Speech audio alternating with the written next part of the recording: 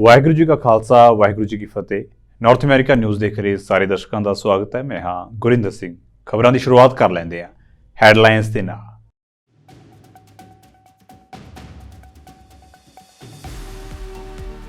Seattle ਦੇ ਵੱਖ-ਵੱਖ ਗੁਰੂ ਘਰਾਂ ਦੇ ਵਿੱਚ ਸ਼ਰਧਾ ਅਤੇ ਉਤਸ਼ਾਹ ਦੇ ਨਾਲ ਮਨਾਇਆ ਗਿਆ ਸਰਬੰਸਦਾਨੀ ਸਾਹਿਬ ਸ੍ਰੀ ਗੁਰੂ ਗੋਬਿੰਦ ਸਿੰਘ ਜੀ ਦਾ ਪ੍ਰਕਾਸ਼ ਪੁਰਬ। ਇਸ ਮੌਕੇ ਸ੍ਰੀ ਅਖੰਡ ਪਾਠ ਸਾਹਿਬ ਜੀ ਦੇ ਪਾਏ ਗਏ ਭੋਗ।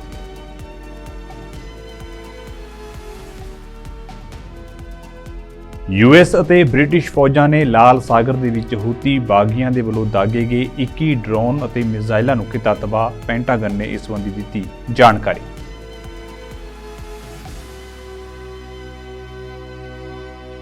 ਅਮਰੀਕਾ ਦੇ ਵਿੱਚ ਬਰਫੀਲੇ ਤੂਫਾਨ ਟੋਰਨਾਡੋ ਨੇ ਦਿੱਤੀ ਦਸਤਕ। 4 ਲੋਕਾਂ ਦੀ ਮੌਤ। ਤੇਜ਼ ਹਵਾਵਾਂ ਅਤੇ ਮੀਂਹ ਨੇ ਜਨਜੀਵਨ ਕੀਤਾ ਪ੍ਰਭਾਵਿਤ।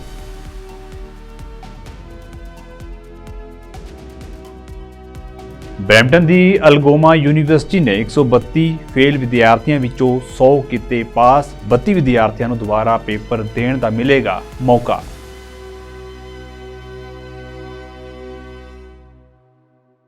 ਤੇ ਹੁਣ ਖਬਰਾਂ ਵਿਸਥਾਰ ਦੇ ਨਾਲ।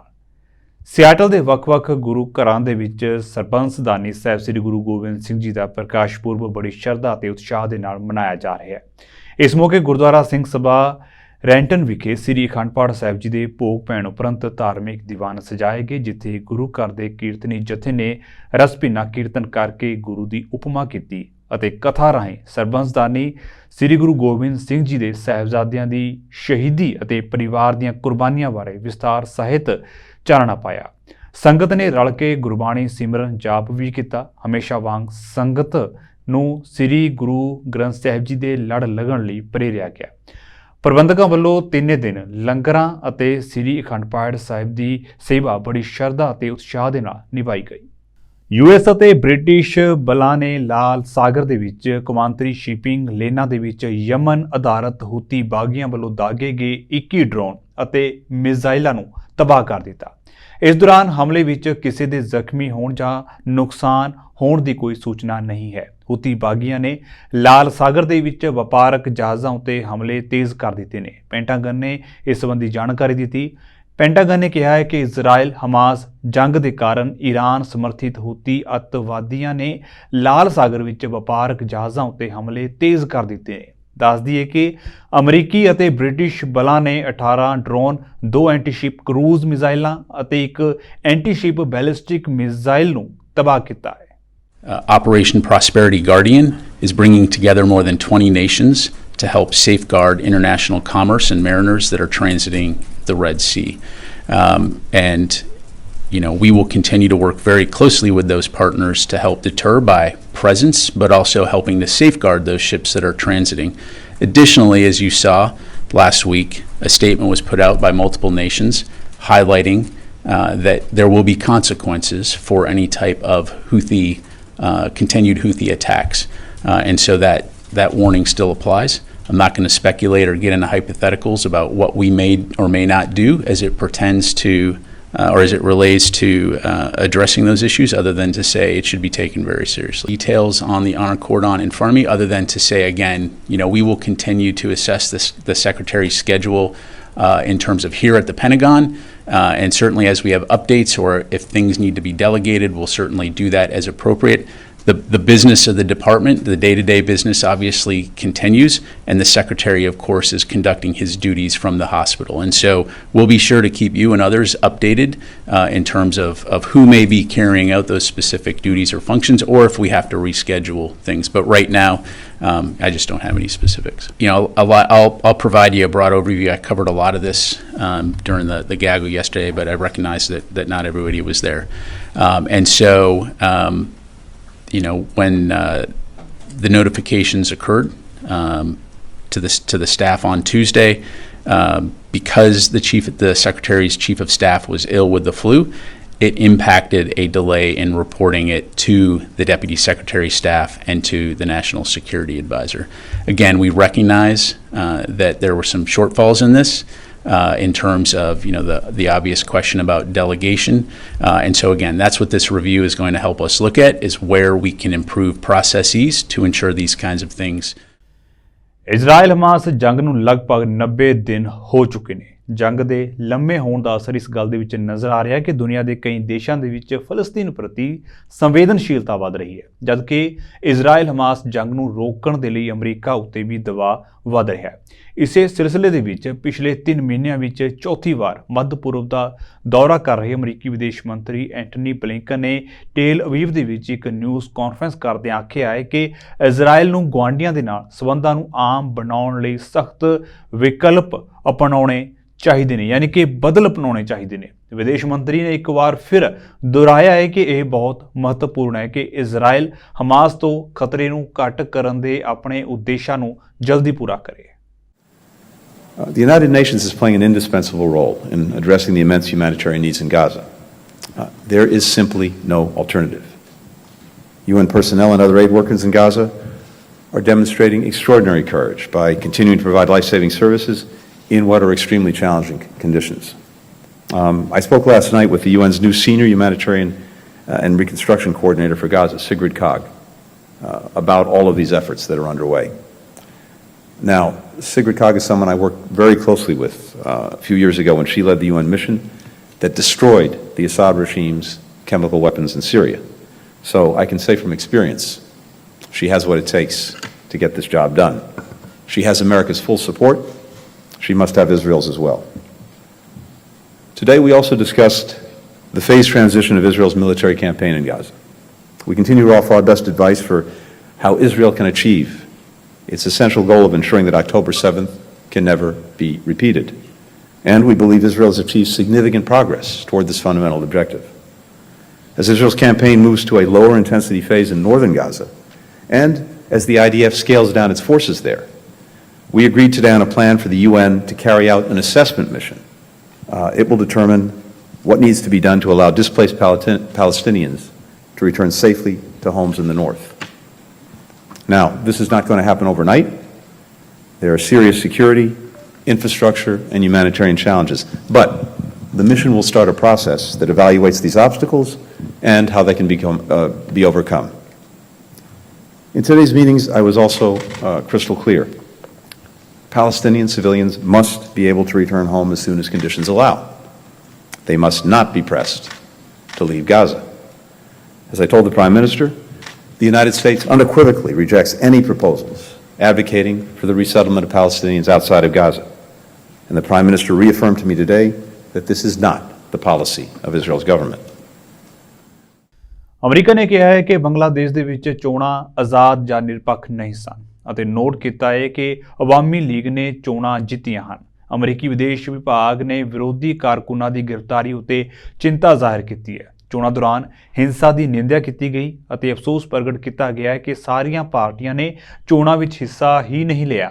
ਪਰ ਵਿਦੇਸ਼ ਵਿਭਾਗ ਦੇ ਬੁਲਾਰੇ ਮੈਥਿਊ ਮਿਲਰ ਨੇ ਕਿਹਾ ਹੈ ਕਿ ਉਹ ਇੰਡੋ ਪੈਸੀਫਿਕ ਦੇ ਵਿੱਚ ਬੰਗਲਾਦੇਸ਼ ਦੇ ਨਾਲ ਭਾਈਵਾਲੀ ਕਰਨ, ਆਰਥਿਕ ਅਤੇ ਲੋਕਾਂ ਦੇ ਸਬੰਧਾਂ ਨੂੰ ਡੂੰਘਾ ਕਰਨ ਨਾਲ ਹੀ ਸਿਵਲ ਸੁਸਾਇਟੀ ਦਾ ਸਮਰਥਨ ਕਰਨ ਲਈ ਵਚਨਬੱਧ ਹੈ। ਦੱਸ ਦਈਏ ਕਿ ਚੋਣਾਂ ਤੋਂ ਪਹਿਲਾਂ ਅਮਰੀਕਾ ਨੇ ਬੰਗਲਾਦੇਸ਼ ਦੇ ਵਿੱਚ ਹਿੰਸਾ ਅਤੇ ਗ੍ਰਿਫਤਾਰੀਆਂ ਉੱਤੇ ਚਿੰਤਾ ਜ਼ਾਹਿਰ ਕੀਤੀ ਸੀ ਅਤੇ ਬੰਗਲਾਦੇਸ਼ੀ ਸੁਰੱਖਿਆ ਮੁਲਾਜ਼ਮਾਂ, ਅਧਿਕਾਰੀਆਂ, ਸੱਤਾਧਾਰੀ ਪਾਰਟੀਆਂ ਦੇ ਮੈਂਬਰਾਂ ਤੇ ਹੋਰਾਂ ਉੱਤੇ ਵੀਜ਼ਾ ਪਾਬੰਦੀਆਂ ਲਗਾਈਆਂ ਗਈਆਂ ਸਨ। We support a free and fair election in Bangladesh. We have made that quite clear a number of times. We will watch the elections very closely, but of course I would never speculate in advance about what actions we may or may not take in response to any development.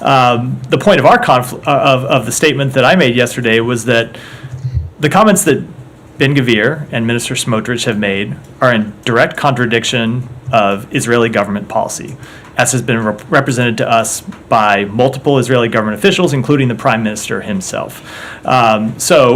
I'm not surprised that he continues to double down and make those statements, but they are not only in contradiction with United States policy and what we think is in the best interests of the Israeli people, the Palestinian people, the broader region, and ultimately stability in the world, but they are in direct contradiction of his own government's policy, and we believe those statements should stop.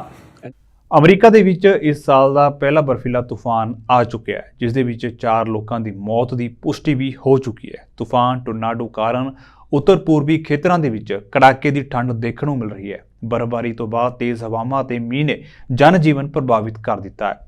ਹਰ ਘੰਟੇ 2 inch ਬਰਫ਼ ਪੈ ਰਹੀ ਹੈ। ਅਜਿਹੇ ਦੇ ਵਿੱਚ ਲੋਕਾਂ ਨੂੰ ਯਾਤਰਾ ਕਰਨ ਉੱਤੇ ਰੋਕ ਲਾ ਦਿੱਤੀ ਗਈ ਹੈ। ਸਭ ਤੋਂ ਵੱਧ ਪ੍ਰਭਾਵਿਤ ਖੇਤਰਾਂ ਦੇ ਵਿੱਚ ਨਿਊ ਮੈਕਸੀਕੋ, ਕੋਲੋਰਾਡੋ, ਓਕਲਹਾਮੋ, ਟੈਕਸਾਸ ਸ਼ਾਮਲ ਹਨ। ਇੱਥੇ ਹਵਾ ਦੀ ਰਫ਼ਤਾਰ 100 ਤੋਂ 112 ਕਿਲੋਮੀਟਰ ਪ੍ਰਤੀ ਘੰਟਾ ਹੈ। ਨਾਲ ਹੀ ਬਰਫ਼ਬਾਰੀ ਕਾਰਨ ਵਿਜ਼ਿਬਿਲਿਟੀ ਵੀ ਪ੍ਰਭਾਵਿਤ ਹੋ ਰਹੀ ਹੈ। ਵਿਜ਼ਿਬਿਲਿਟੀ ਲਗਭਗ 0 ਤੇ ਪਹੁੰਚ ਚੁੱਕੀ ਹੈ। ਇਸ ਦਰਮਿਆਨ ਲੋਕਾਂ ਨੂੰ ਘਰਾਂ ਦੇ ਵਿੱਚ ਰਹਿਣ ਦੀ ਅਪੀਲ ਕੀਤੀ ਜਾ ਰਹੀ ਹੈ। It's simple. The winter storm warning is still in effect until 7 p.m. today. That's the Mid-Hudson, Southern Tier, Central New York, and the North Country as well, and in the capital region. Coastal flooding. This is an area where New York City was not hit with volumes of snow, as they could have had even the 1 or 2 inches they expected, but it's the coastal flooding along Long Island, southern Westchester, the Bronx, and northern Queens. And this is the first real test of our brand new, state-of-the-art, first in the nation Weather Risk Communications Center. And it's located at UAlbany. I was able to showcase this with Al Roker a couple of weeks ago. And knowing the exact snowfall amounts is absolutely critical. And it has really improved, this level of detail and accuracy has really improved our response time. We're seeing it already, so we're very, very excited about that. And we've been able to analyze forecasts, merge them with local data, and pinpoint how to direct our resources. So far the highest snowfall amounts were in the Catskills and the eastern Hudson Valley, 14 inches in our winter today, Ulster County. And good news for our snow economy, the snowmobilers, the skiers, the people who just want to sled down a hill. So we're very excited about that for our people who've been waiting a long time for a good base of snow. Southern Tier and Central New York both had about 6 to 8 inches of snow. Capital region, it's still coming down, but we've had about 4 to 5 inches so far already, but it'll continue through the day. I know our friends in New York City have been waiting 693 days to be able to build a snowman, and lucky for them, or unfortunately for them, depending on your perspective, they're going to have to wait a little bit longer. No real accumulation there, but again, we're grateful to Mother Nature for having this happen on a weekend. Having this volume of snow at any time during rush hour or early morning commutes is always dangerous, and so having the snowfall start on a Saturday night and go into Sunday allows us a chance with fewer people on the roads and fewer people who need to get somewhere, makes it a lot easier for us. So we're expecting a few more inches of snow places north of Westchester. Canada ਦੇ ਵਿੱਚ Algoma university ਵਿਰੁੱਧ ਸੰਘਰਸ਼ ਕਰ ਰਹੇ ਵਿਦਿਆਰਥੀਆਂ ਨੂੰ 6ਵੇਂ ਦਿਨ ਹੋਏ ਇਨਸਾਫ ਦੀ ਕਿਰਨ ਨਜ਼ਰ ਆਈ ਹੈ। ਵਿਦਿਆਰਥੀਆਂ ਮੁਤਾਬਕ ਯੂਨੀਵਰਸਿਟੀ 132 ਦੇ ਵਿੱਚੋਂ 100 ਵਿਦਿਆਰਥੀਆਂ ਨੂੰ ਪਾਸ ਕਰਨ ਉੱਤੇ ਸਹਿਮਤ ਹੋ ਗਈ ਹੈ, ਜਦਕਿ ਬਾਕੀ ਰਹਿੰਦੇ 32 ਵਿਦਿਆਰਥੀਆਂ ਬਾਰੇ ਕੁਝ ਦਿਨਾਂ ਤੱਕ ਫੈਸਲਾ ਹੋਵੇਗਾ। ਜਾਣਕਾਰੀ ਦੇ ਅਨੁਸਾਰ ਕੁਝ ਵਿਦਿਆਰਥੀਆਂ ਨੇ ਪੜ੍ਹਾਈ ਦੇ ਵਿੱਚ ਘੱਟ ਅਤੇ ਕੰਮ ਦੇ ਵਿੱਚ ਵਧੇਰੇ ਦਿਲਚਸਪੀ ਵਿਖਾਈ ਹੈ। ਇਸ ਦੌਰਾਨ ਕਈ ਵਿਦਿਆਰਥੀਆਂ ਨੂੰ ਮੁੜ ਪੇਪਰ ਦੇਣ ਦਾ ਮੌਕਾ ਮਿਲ ਸਕਦਾ ਹੈ। ਵਿਦਿਆਰਥੀਆਂ ਦਾ ਕਹਿਣਾ ਹੈ ਕਿ ਉਹ ਯੂਨੀਵਰਸਿਟੀ ਦੇ ਇਸ ਫੈਸਲੇ ਤੋਂ ਨਾਖੁਸ਼ ਨੇ। ਵਿਦਿਆਰਥੀਆਂ ਦਾ ਕਹਿਣਾ ਹੈ ਕਿ ਸੰਘਰਸ਼ ਦੀ ਜਿੱਤ ਹੋ ਗਈ ਹੈ, ਪਰ ਇਹ ਅਧੂਰੀ ਹੈ, ਜਿਸ ਕਰਕੇ ਸ਼ੁੱਕਰਵਾਰ ਨੂੰ ਅੰਤਿਮ ਫੈਸਲਾ ਆਉਣ ਤੱਕ ਸੰਘਰਸ਼ ਜਾਰੀ ਰੱਖਿਆ ਜਾਵੇਗਾ। ਤੁਹਾਨੂੰ ਦੱਸ ਦਈਏ ਕਿ ਪਿਛਲੇ ਕਾਫੀ ਦਿਨਾਂ ਤੋਂ ਵਿਦਿਆਰਥੀਆਂ ਵੱਲੋਂ ਯੂਨੀਵਰਸਿਟੀ ਉੱਤੇ ਇਲਜ਼ਾਮ ਲਗਾਏ ਜਾ ਰਹੇ ਨੇ ਕਿ ਉਹਨਾਂ ਨੂੰ ਜਾਣ ਬੁੱਝ ਕੇ ਫੇਲ ਕੀਤਾ ਜਾ ਰਿਹਾ ਹੈ। 132 ਸਟੂਡੈਂਟ ਫੇਲ ਕੀਤੇ ਗਿਆ ਉਹ ਪ੍ਰੋਫੈਸਰ ਦੁਆਰਾ, ਤੇ ਉਹਨਾਂ ਨੇ ਮਤਲਬ ਮੇਲ ਪਾ ਕੇ ਵੀ ਸਟੂਡੈਂਟ ਨੋਟੀਫਿਕੇਸ਼ਨ ਦਿੱਤੀ ਸੀ ਤੇ ਵੀ 100 ਸਟੂਡੈਂਟ ਪਾਸ ਕਰ ਦਿੱਤੇ ਗਏ ਆ, ਤੇ ਜਿਹੜੇ 32 ਸਟੂਡੈਂਟ ਆ ਉਹ ਮਤਲਬ ਫੇਲ ਕੀਤੇ ਗਏ। ਤੇ ਉਹਨਾਂ ਨੂੰ ਅਸੀਂ ਇਹ ਵੀ ਡਿਮਾਂਡ ਕੀਤੀਆਂ ਵੀ ਉਹ 32 ਹੀ ਸਟੂਡੈਂਟ ਕਿਉਂ ਫੇਲ ਕੀਤੇ ਗਏ, ਕਿਉਂਕਿ ਟੋਟਲ 132 ਸੀ। ਜੇ 100 ਨੂੰ ਪਾਸ ਕਰ ਸਕਦੇ, 100 ਸਟੂਡੈਂਟ ਦੇ ਫੇਲ ਹੋਣ ਦੇ ਵਿੱਚ ਉਹਨਾਂ ਦੀ ਗਲਤੀ ਹੈ, ਤਾਂ ਉਹ 32 ਸਟੂਡੈਂਟ ਦੇ ਫੇਲ ਹੋਣ ਦੇ ਵਿੱਚ ਵੀ ਉਹਨਾਂ ਦੀ ਗਲਤੀ ਹੈ। ਰੀਵੈਲੂਏਸ਼ਨ 132 ਸਟੂਡੈਂਟਾਂ ਦੀ 2-3 ਦਿਨਾਂ ਦੇ ਵਿੱਚ, ਜਿਵੇਂ ਇਹਨਾਂ ਨੇ 2-3 ਦਿਨਾਂ ਵਿੱਚ ਕੀਤੀ ਆ, ਉਹ ਨਹੀਂ ਹੋ ਸਕਦੀ। ਕਿਉਂ ਉਹ ਇਸ ਕਰਕੇ ਨਹੀਂ ਹੋ ਸਕਦੀ ਕਿਉਂਕਿ ਉਹਨਾਂ ਨੇ 32 ਸਟੂਡੈਂਟ ਦੀ ਰੀਵੈਲੂਏਸ਼ਨ ਕਰਨ ਵਾਸਤੇ 5 ਦਿਨ ਮੰਗੇ ਆ ਜੇ, ਤਾਂ ਕਿ ਉਹਨਾਂ ਨੇ ਪਿਛਲੇ 100 ਸਟੂਡੈਂਟਾਂ ਦੇ ਉਹਨਾਂ ਦੀ ਰੀਵੈਲੂਏਸ਼ਨ ਉਹਨਾਂ ਨੇ 3 ਦਿਨਾਂ ਦੇ ਵਿੱਚ ਹੀ ਕਰ ਲਈ। ਅਸੀਂ ਇਸੇ ਕਰਕੇ ਉਹਨਾਂ ਨਾਲ ਕਿੰਨਾ ਇਸ ਚੀਜ਼ ਤੋਂ ਐਗਰੀ ਨਹੀਂ ਹੋਇਆ। ਉਹਨਾਂ ਨੇ ਅੱਜ ਗ੍ਰੇਡ ਅਪਗ੍ਰੇਡ ਕਰ ਦਿੱਤੇ ਆ। ਅਸੀਂ ਇਸੇ ਕਰਕੇ ਕਿੰਨਾ ਉਹਨਾਂ 'ਤੇ ਕੁਐਸਚਨ ਉਠਾ ਰਹੇ ਹਾਂ ਵੀ ਸਾਰੇ ਸਟੂਡੈਂਟ ਨੂੰ 25 ਮਾਰਕਸ ਨਾਲ ਹੀ ਕਿਉਂ ਅਪਡੇਟ ਕੀਤਾ ਗਿਆ, ਕਿਉਂਕਿ ਸਾਰੇ ਸਟੂਡੈਂਟਾਂ ਦਾ ਲੈਵਲ ਅੱਡ ਹੁੰਦਾ।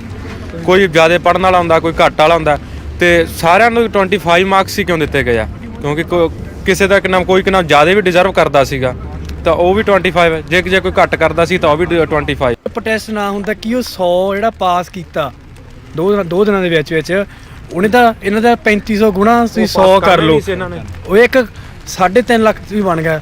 ਉਹ ਇੱਕ ਕਮਾਈ ਦਾ ਜ਼ਰੀਆ। ਇਹ ਫਿਰ ਐਜੂਕੇਸ਼ਨ ਤਾਂ ਹੈ ਨਹੀਂ, ਇੱਕ ਸਕੈਮ ਆ ਸਟੂਡੈਂਟਾਂ ਦੇ ਨਾਲ। ਵੀ 3500 ਅਰਨ ਕਰਨ ਲਈ ਸਟੂਡੈਂਟ ਨੂੰ 3 ਮਹੀਨੇ ਲੱਗਦੇ ਆ, ਮਤਲਬ ਸੇਵਿੰਗ ਕਰਨ ਲਈ, ਠੀਕ ਹੈ।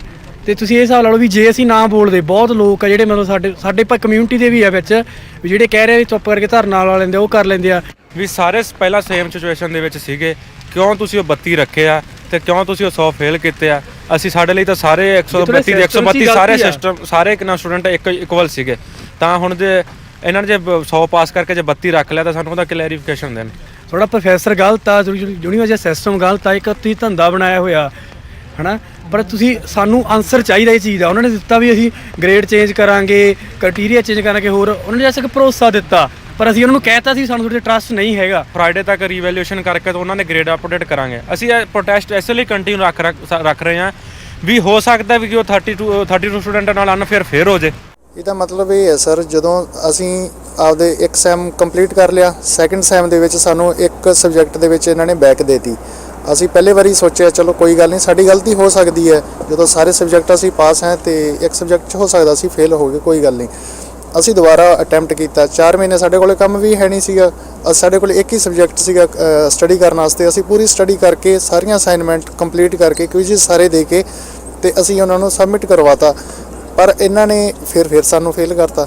ਅਸੀਂ ਡੈਮ ਸ਼ੋਰ ਹੈਗੇ ਆ ਵੀ ਸਾਨੂੰ ਕੋਈ ਵੀ ਦਿੱਕਤ ਨਹੀਂ ਗਈ ਉਹਦੇ ਵਿੱਚ। ਅਸੀਂ ਜਿਹੜਾ ਅਟੈਂਪਟ ਕੀਤਾ ਹੈ ਉਹਦੇ ਵਿੱਚ ਸਾਨੂੰ ਲਾਈਕ 100% ਸ਼ੋਰ ਹੈ ਵੀ ਅਸੀਂ ਪਾਸ ਹਾਂ ਉਹਦੇ ਵਿੱਚ, ਪਰ ਇਹ ਇੰਟੈਂਸ਼ਨਲੀ ਸਾਨੂੰ ਫੇਲ ਕਰੀ ਜਾਂਦੇ ਆ। ਇਹਨਾਂ ਨੇ ਰੇਸ਼ੋ ਰੱਖ ਰੱਖਿਆ ਵੀ ਅੱਧੇ ਸਟੂਡੈਂਟ ਪਾਸ ਕਰ ਦਿਓ, ਅੱਧੇ ਫੇਲ ਕਰ ਦਿਓ। ਅਸੀਂ ਸੈਕਿੰਡ ਟਾਈਮ ਫੇਲ ਹੋਏ ਹੋਏ ਸਟੂਡੈਂਟ ਹੈ, ਸਾਡੇ 70-80 ਸਟੂਡੈਂਟ ਸੈਕਿੰਡ ਟਾਈਮ ਫੇਲ ਹੋਏ ਹੋਏ ਆ, ਜਿਨ੍ਹਾਂ 'ਚ ਅੱਧੇ ਸੈਕਿੰਡ ਟਾਈਮ, ਅੱਧੇ ਫਸਟ ਟਾਈਮ ਵੀ ਹੈਗੇ ਆ। ਬੀਤੇ ਦਿਨੀ ਕੈਲਗਰੀ ਦੇ ਗੁਰਦੁਆਰਾ ਦਸਮੇਸ਼ ਕਲਚਰਲ ਸੈਂਟਰ ਦੇ ਬਾਹਰ ਕਾਫੀ ਦਿਨ ਤੋਂ ਧਰਨੇ ਉੱਤੇ ਬੈਠੇ ਗੁਰਦੁਆਰਾ ਸੁਧਾਰ ਲਹਿਰ ਮੋਰਚੇ ਦੇ ਸਿੰਘਾਂ ਅਤੇ ਗੁਰਦੁਆਰਾ ਸਾਹਿਬ ਦੀ ਕਮੇਟੀ ਦੇ ਕੁਝ ਮੈਂਬਰਾਂ ਵਿੱਚ ਵਿਵਾਦ ਖੜਾ ਹੋਇਆ ਸੀ ਅਤੇ ਹੱਥੋਂ ਪਾਈ ਤੱਕ ਇਹ ਗੱਲ ਪਹੁੰਚ ਗਈ, ਜਿਸ ਦੇ ਵਿੱਚ ਕਈ ਸਿੰਘ ਜ਼ਖਮੀ ਹੋਏ। ਗੁਰੂ ਘਰ ਦੀ ਪ੍ਰਬੰਧਕੀ ਕਮੇਟੀ ਅਤੇ ਚੇਅਰਮੈਨ ਗੁਰਜੀਤ ਸਿੰਘ ਸਿੱਧੂ ਨੇ ਇਸ ਘਟਨਾ ਦੀ ਨਿੰਦਿਆ ਕੀਤੀ ਅਤੇ ਪੱਤਰਕਾਰਾਂ ਦੇ ਨਾਲ ਗੱਲਬਾਤ ਕਰਦਿਆਂ ਆਪਣਾ ਪੱਖ ਰੱਖਿਆ। ਨਾਲ ਹੀ ਦੂਜੇ ਪਾਸੇ ਗੁਰਦੁਆਰਾ ਸੁਧਾਰ ਲਹਿਰ ਮੋਰਚੇ ਦੇ ਸਿੰਘਾਂ ਵੱਲੋਂ ਵੀ ਨਿਊਜ਼ ਕਾਨਫਰੰਸ ਕਰਦਿਆਂ ਆਪਣਾ ਪੱਖ ਰੱਖਦੇ ਹੋਏ ਕਮੇਟੀ ਅੱਗੇ ਨਵੀਂ ਮੰਗ ਰੱਖੀ ਹੈ ਕਿ ਉਹਨਾਂ ਇਨਸਾਫ ਦੀ ਮੰਗ ਕਰਦਿਆਂ ਲੜਾਈ ਦੇ ਵਿੱਚ ਸ਼ਾਮਲ ਪ੍ਰਬੰਧਕੀ ਕਮੇਟੀ ਦੇ ਮੈਂਬਰਾਂ ਨੂੰ ਕਮੇਟੀ ਵਿੱਚੋਂ ਕੱਢਣ ਦੀ ਮੰਗ ਕੀਤੀ ਹੈ। ਅੱਜ ਦੀ ਗੱਲਬਾਤ ਜੋ ਸਾਡੇ ਹੁਣ ਤੱਕ ਵਾਪਰਿਆ ਦਸ਼ਮੇਸ਼ ਕਲਚਰ ਸੈਂਟਰ ਕੈਲਗਰੀ, 17 ਤਰੀਕ ਤੋਂ ਇਹ ਘਟਨਾ ਦੀ ਸ਼ੁਰੂਆਤ ਹੁੰਦੀ ਹੈ ਜੀ, ਜਦੋਂ ਅਸੀਂ ਸਾਧ ਸੰਗਤ ਦੇ ਰੂਪ ਦੇ ਵਿੱਚ ਮੈਮੋਰੈਂਡਮ ਦਿੰਦੇ ਹਾਂ ਨਗਰ ਕੀਰਤਨ ਦੇ ਵਿਸ਼ੇ ਨੂੰ ਲੈ ਕੇ, ਤਾਂ ਕਿ ਉੱਥੇ ਗੁਰਮਤਿ ਦੀ ਬਹਾਲੀ ਹੋਵੇ ਅਤੇ ਉਹਦੇ ਅਕੋਰਡਿੰਗ ਨਗਰ ਕੀਰਤਨ ਹੋਵੇ। ਤਾਂ ਜੋ ਉੱਥੇ AGM ਮੀਟਿੰਗ ਸ਼ੁਰੂ ਕੀਤੀ ਜਾਂਦੀ ਹੈ, ਉੱਥੇ ਉਹਨਾਂ ਦਾ 850 ਦਾ ਜੋ ਮਿਨੀਮਮ ਕੋਰਮ ਸੀਗਾ ਉਹ ਨਹੀਂ ਪੂਰਾ ਹੁੰਦਾ, ਉੱਥੇ ਉਹ ਏਜੰਡਾ ਨਹੀਂ ਐਡ ਕਰਦੇ ਅਤੇ ਚੌਪਈ ਸਾਹਿਬ ਦਾ ਪਾਠ ਉਹ ਵਿੱਚੋਂ ਬੰਦ ਕਰ ਦਿੰਦੇ ਹੈ। ਅਤੇ ਜਿਸ ਕਰਕੇ ਸੰਗਤ ਦੇ ਵਿੱਚ ਰੋਸ ਹੁੰਦਾ, ਬਾਹਰ ਆ ਕੇ ਸੰਗਤ ਉਹਦੇ ਬਾਰੇ ਵਿਚਾਰ ਕਰ ਰਹੀ ਹੁੰਦੀ ਹੈ ਜੋੜਾ ਘਰ ਦੇ ਕੋਲ। ਉੱਥੋਂ ਸਾਡਾ ਇੱਕ ਸਿੰਘ ਕਹਿੰਦਾ ਵੀ ਇਹ ਕਿਸੇ ਗੁਰਮਰਿਆਦਾ ਦੀ ਕੀ ਸਾਰ ਜਾਣਨ, ਇਹ ਕਮੇਟੀ ਮੈਂਬਰ ਨੇ ਇਹਦੇ ਵਿੱਚ। ਤਾਂ ਉਸ ਗੱਲ ਨੂੰ ਲੈ ਕੇ ਉਹ ਅੰਦਰ ਲੈ ਜਾਂਦੇ ਆ ਸਾਨੂੰ ਕੁਝ 3 ਸਿੰਘਾਂ ਨੂੰ, ਅਤੇ ਉਹ ਅੰਦਰ ਜਾ ਕੇ ਕਹਿੰਦੇ ਆ ਵੀ ਸੰਖੇਪ ਦੇ ਵਿੱਚ ਜੇ ਗੱਲ ਰੱਖੀਏ ਤਾਂ ਉਹ ਕਹਿੰਦੇ ਆ ਵੀ ਅਸੀਂ ਅਕਾਲ ਤਖਤ ਦੀ ਮਰਿਆਦਾ ਦੀ ਪਰਵਾਹ ਨਹੀਂ ਕਰਦੇ, ਤੁਸੀਂ ਕਰ ਲਓ ਜੋ ਕਰਨਾ। ਇਹ ਗੱਲ ਐਵੇਂ ਹੀ ਚੱਲਦੀ ਰਹਿੰਦੀ ਹੈ 24 ਤਰੀਕ ਤੱਕ। ਉਹ ਇਹਦੇ 'ਤੇ ਕੋਈ ਐਕਸ਼ਨ ਨਹੀਂ ਲੈਂਦੇ। ਕਮੇਟੀ ਮੈਂਬਰ ਉੱਥੇ ਸਾਰੇ ਚਸ਼ਮਦੀਦ ਮੌਜੂਦ ਸੀਗੇ ਅਤੇ ਇਸ ਤੋਂ ਬਾਅਦ 24 ਤਰੀਕ ਨੂੰ ਅਸੀਂ ਸੋਚਿਆ ਵੀ ਇਸ ਗੱਲ ਨੂੰ ਸੰਗਤ ਦੇ ਸਨਮੁਖ ਕੀਤਾ ਜਾਵੇ, ਤਾਂ ਸਾਰੀ ਉੱਥੇ AGM ਮੀਟਿੰਗ ਹੋ ਜਾਂਦੀ ਹੈ। ਅਸੀਂ ਉਹਦੇ ਵਿੱਚ ਵਿਘਨ ਪਾਉਣਾ ਜ਼ਰੂਰੀ ਨਹੀਂ ਸਮਝਿਆ। ਉੱਥੇ ਜਦੋਂ ਸਿੰਘ ਨੇ ਇਹ ਗੱਲ ਰੱਖਣੀ ਚਾਹੀ ਤਾਂ ਉਹਦਾ ਧੱਕੇ ਨਾਲ ਮਾਈਕ ਬੰਦ ਕਰ ਦਿੱਤਾ ਗਿਆ। AGM ਦੇ ਵਿੱਚ ਉੱਥੇ ਸਾਰੇ ਗੁਰਦੁਆਰਾ ਸਾਹਿਬ ਦੇ ਵਿੱਚ ਕੈਮਰੇ ਲੱਗੇ ਹੋਏ ਨੇ ਜੀ, ਉਹਨਾਂ ਦੀ ਰਿਕਾਰਡਿੰਗ ਬੰਦ ਕਰ ਦਿੱਤੀ ਗਈ, ਧੱਕੇ ਨਾਲ ਕੀਰਤਨ ਸ਼ੁਰੂ ਕਰਵਾ ਦਿੱਤਾ ਗਿਆ ਅਤੇ ਉੱਥੇ ਸੰਗਤ ਨੇ ਗੁਰੂ ਸਾਹਿਬ ਦਾ ਅਦਬ ਸਤਿਕਾਰ ਮੁੱਖ ਰੱਖਦਿਆਂ ਹੋਇਆਂ ਸੰਗਤ ਬਾਹਰ ਆ ਗਈ। ਸਿੰਘ ਸਾਰੇ ਬਾਹਰ ਆ ਗਏ। ਉਮੀਦ ਸੀ ਵੀ ਕਮੇਟੀ ਸਾਡੇ ਨਾਲ ਗੱਲ ਕਰੂਗੀ, ਕੋਈ ਗੱਲਬਾਤ ਨਾ ਹੁੰਦਿਆਂ ਦੇਖ ਸੰਗਤ ਬਾਹਰ ਜਾ ਕੇ ਉੱਥੇ ਬਾਹਰ ਬੈਠ ਗਏ, ਨਾਮ ਸਿਮਰਨ ਕਰਨ ਲੱਗ ਗਏ। ਦੁਪਹਿਰ ਦੇ 24 ਤਰੀਕ ਦੁਪਹਿਰ ਦੇ 3 ਵਜੇ ਦੇ ਕਰੀਬ 7 ਵਜੇ ਤੱਕ ਸੰਗਤ ਉੱਥੇ ਬੈਠੀ ਜਾਪ ਕਰਦੀ ਰਹੀ, ਇਸੇ ਉਮੀਦ 'ਚ ਵੀ ਕਮੇਟੀ ਦਾ ਕੋਈ ਸਿੰਘ ਉੱਥੋਂ ਅੰਦਰੋਂ ਆਊਗਾ। ਸੰਗਤ ਦੇ ਬੇਨਤੀ ਕਰਨ 'ਤੇ ਸਾਰੇ ਸਿੰਘ ਅੰਦਰ ਚਲੇ ਗਏ। ਅੰਦਰ ਇਹਨਾਂ ਨੇ ਫਿਰ ਕੋਈ ਕੋਸ਼ਿਸ਼ ਨਹੀਂ ਕੀਤੀ। ਇਸ ਤੋਂ ਬਾਅਦ ਸਾਰੀ ਪੁਲਿਸ ਭੇਜ ਦਿੱਤੀ ਗਈ ਅਤੇ ਅੱਗੇ ਸਾਰੀ ਸੰਗਤ ਨੇ ਵੀਡੀਓਜ਼ ਦੇ ਵਿੱਚ ਤਕਰੀਬਨ ਦੇਖ ਹੀ ਲਿਆ ਹੋਣਾ ਇਹਨਾਂ ਨੇ ਟ੍ਰੈਸਪਾਸਿੰਗ ਦੇ ਨਾਂ 'ਤੇ ਸਾਨੂੰ ਬਾਹਰ ਫੋਰਸ ਕਰਨਾ ਚਾਹਿਆ ਵੀ ਇਹ ਪ੍ਰਾਈਵੇਟ ਪ੍ਰੋਪਰਟੀ ਹੈ। ਅਗਲੇ ਦਿਨ 12 ਵਜੇ ਪ੍ਰਧਾਨ ਨੇ ਕਹਿਤਾ ਵੀ ਇਹ ਪ੍ਰਾਈਵੇਟ ਪ੍ਰੋਪਰਟੀ ਹੈ, ਸਾਨੂੰ ਸੰਗਤ ਦੀਆਂ ਕਾਲਾਂ ਆ ਰਹੀਆਂ, ਤੁਸੀਂ ਬਾਹਰ ਜਾਓ। ਅਤੇ ਅਸੀਂ ਇਹ ਗੱਲ ਮੰਨਦੇ ਹੋਏ ਅਸੀਂ ਬਾਹਰ ਚਲੇ ਗਏ। ਉਸ ਤੋਂ ਬਾਅਦ 15 ਦਿਨ ਅਸੀਂ ਲਗਾਤਾਰ, ਅੱਜ 16ਵਾਂ ਦਿਨ ਹੈ, 8 ਤਰੀਕ ਤੱਕ ਅਸੀਂ ਬਾਹਰ ਠੰਡ ਦੇ ਵਿੱਚ -22 ਡਿਗਰੀ ਹਵਾ ਚੱਲਦੇ, ਮੀਂਹ ਚੱਲਦੇ ਦੇ ਵਿੱਚ ਅਸੀਂ ਉੱਥੇ ਹੀ ਖੜ੍ਹੇ ਹਾਂ, ਇਸੇ ਉਮੀਦ ਦੇ ਵਿੱਚ ਵੀ ਇਹ ਕੋਈ ਗੱਲਬਾਤ ਕਰਨਗੇ ਅਤੇ ਕੋਈ ਇਹਦਾ ਸਿੱਟਾ ਕੱਢਣਗੇ। ਉਸ ਤੋਂ ਬਾਅਦ ਸਾਡੀਆਂ 2 ਮੀਟਿੰਗਾਂ ਹੋਈਆਂ ਐਡਵਾਈਜ਼ਰੀ ਕਮੇਟੀ ਮੈਂਬਰਾਂ ਨਾਲ, ਕੋਈ ਸਿੱਟਾ ਨਹੀਂ ਨਿਕਲਿਆ। ਗੱਲਬਾਤ ਨੂੰ ਖਿੱਚਿਆ ਇਹਨਾਂ ਨੇ, ਗਵਾਹ ਵੀ ਪੇਸ਼ ਕੀਤਾ ਸੀ, ਫਿਰ ਵੀ ਕੋਈ ਫੈਸਲਾ ਨਹੀਂ। ਫਿਰ ਇਸ ਤੋਂ ਬਾਅਦ ਸਾਡੀ ਮੀਟਿੰਗ ਸੇਵਾਦਾਰਾਂ ਨਾਲ ਹੋਈ, ਕਈ ਮੀਡੀਏਟਰ ਸਿੰਘਾਂ ਨਾਲ ਹੋਈ ਜਿਨ੍ਹਾਂ ਨੇ ਕੋਸ਼ਿਸ਼ ਕੀਤੀ, ਪਰ ਇਹਨਾਂ ਨੇ ਕਿਸੇ ਬੰਦੇ ਦੀ ਵੀ ਗੱਲ ਕੋਈ ਸੁਣੀ ਨਹੀਂ ਅਤੇ ਨਾ ਮੰਨੀ ਹੈ। ਇਸ ਤੋਂ ਬਾਅਦ ਕੱਲ੍ਹ ਜੋ ਗੱਲ ਹੋਈ ਹੈ ਉਹ ਸਾਡੀ, ਇਹਨਾਂ ਨੇ ਚੇਅਰਮੈਨ ਨੇ ਕਿਹਾ ਸੀਗਾ ਵੀ ਸਾਨੂੰ ਪ੍ਰੂਫ ਦਿਓ, ਅਸੀਂ ਬੰਦੇ ਕੱਢਾਂਗੇ। ਕੱਲ੍ਹ ਅਸੀਂ ਸਾਰੇ ਜੋ ਹੁਣ ਤੱਕ ਪ੍ਰੂਫ ਨਹੀਂ ਦਿੱਤੇ ਸੀ, ਪਬਲਿਕ ਨਹੀਂ ਕੀਤੇ ਸੀ, ਇਹਨਾਂ ਦੀਆਂ ਫੋਟੋਜ਼ ਟਾਈਮ ਸਟੈਂਪ ਨਾਲ, ਜੋ ਗੁਰਪ੍ਰਤਾਪ ਸਿੰਘ ਕੋਲੇ ਵੀ ਹੈ, ਇੱਧਰ ਸਾਡੇ ਕੋਲੇ ਪਏ ਹੈ, ਅਲਬਰਟਾ ਰਜਿਸਟਰੀ ਤੋਂ ਕਢਾਈ ਹੋਈ ਇਹਨਾਂ ਦੇ ਓਨਰਸ਼ਿਪ ਡਾਕੂਮੈਂਟ, ਜਿਹਦੇ ਵਿੱਚ ਇਹ ਪ੍ਰੂਵ ਹੁੰਦਾ ਵੀ ਇਹ ਓਨ ਕਰਦੇ ਹੈ। ਅਤੇ ਰੀਸੈਂਟਲੀ ਇਹਨਾਂ ਨੇ 2 ਜਨਵਰੀ ਨੂੰ ਆਪਦੀ ਓਨਰਸ਼ਿਪ ਜਿਹੜਾ ਸ਼ੇਅਰ ਹੈ ਉਹ ਆਪਦੀ ਵਾਈਫ ਦੇ ਟਰਾਂਸਫਰ ਕੀਤੀ, ਅਤੇ ਆਪਣਾ ਜਿਹੜਾ ਦੂਜੇ ਉਹਨਾਂ ਦੀਆਂ ਸਾਰੀਆਂ ਫੋਟੋਜ਼, ਵੀਡੀਓਜ਼ ਅਤੇ ਗਵਾਹ ਸਣੇ ਅਸੀਂ ਪਬਲਿਕ ਕੀਤਾ ਅਤੇ ਇਹਨਾਂ ਨੂੰ ਵੀ ਦਿੱਤਾ ਵੀ ਸਾਰੇ ਜਾਣੇ ਸਾਥ ਦਿਓ। ਕਾਬਜ ਧਿਰਾਂ ਨੂੰ, ਪਿਛਲੀਆਂ ਕਮੇਟੀਆਂ ਦੇ ਬੰਦੇ ਵੀ ਸਾਰੇ ਇਨਵੋਲਵ ਸੀ, ਇਹ ਇੱਕੋ ਹੀ ਧੜਾ ਹੈ ਜੋ ਗੁਰੂ ਘਰ 'ਤੇ ਕਾਬਜ ਹੋਇਆ।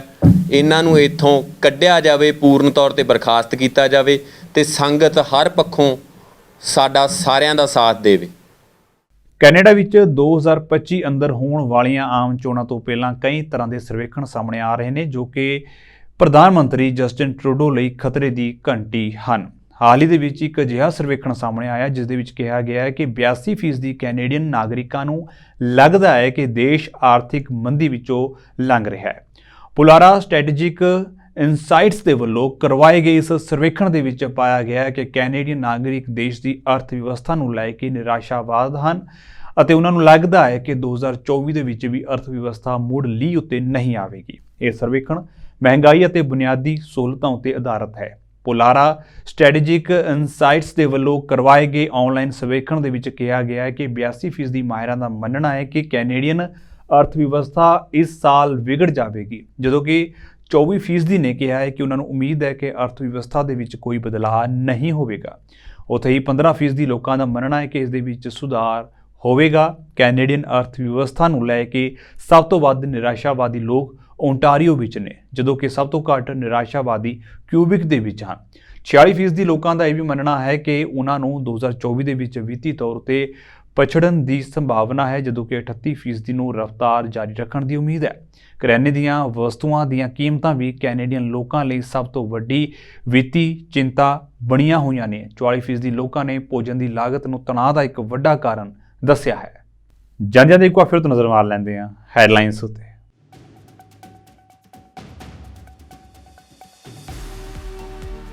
ਸਿਆਟਲ ਦੇ ਵੱਖ-ਵੱਖ ਗੁਰੂ ਘਰਾਂ ਦੇ ਵਿੱਚ ਸ਼ਰਧਾ ਅਤੇ ਉਤਸ਼ਾਹ ਦੇ ਨਾਲ ਮਨਾਇਆ ਗਿਆ ਸਰਬੰਸਦਾਨੀ ਸਾਹਿਬ ਸ੍ਰੀ ਗੁਰੂ ਗੋਬਿੰਦ ਸਿੰਘ ਜੀ ਦਾ ਪ੍ਰਕਾਸ਼ ਪੁਰਬ। ਇਸ ਮੌਕੇ ਸ੍ਰੀ ਅਖੰਡ ਪਾਠ ਸਾਹਿਬ ਜੀ ਦੇ ਪਾਏ ਗਏ ਭੋਗ।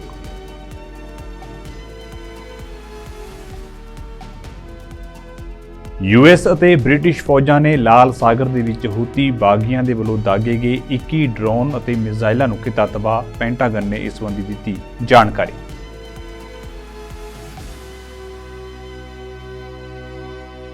ਅਮਰੀਕਾ ਦੇ ਵਿੱਚ ਬਰਫੀਲੇ ਤੂਫਾਨ ਟੋਰਨਾਡੋ ਨੇ ਦਿੱਤੀ ਦਸਤਕ। 4 ਲੋਕਾਂ ਦੀ ਮੌਤ। ਤੇਜ਼ ਹਵਾਵਾਂ ਅਤੇ ਮੀਂਹ ਨੇ ਜਨਜੀਵਨ ਕੀਤਾ ਪ੍ਰਭਾਵਿਤ।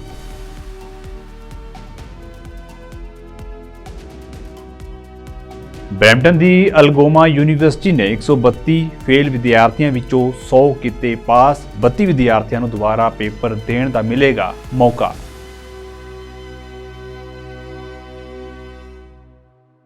ਸੋ ਫਿਲਹਾਲ ਦੇ ਲਈ ਨਾਰਥ ਅਮਰੀਕਾ ਨਿਊਜ਼ ਦੇ ਵਿੱਚ ਇੰਨਾ ਹੀ, ਤੇ ਮੈਨੂੰ ਇਜਾਜ਼ਤ ਦਿਓ। ਵਾਹਿਗੁਰੂ ਜੀ ਕਾ ਖਾਲਸਾ, ਵਾਹਿਗੁਰੂ ਜੀ ਕੀ ਫਤਿਹ।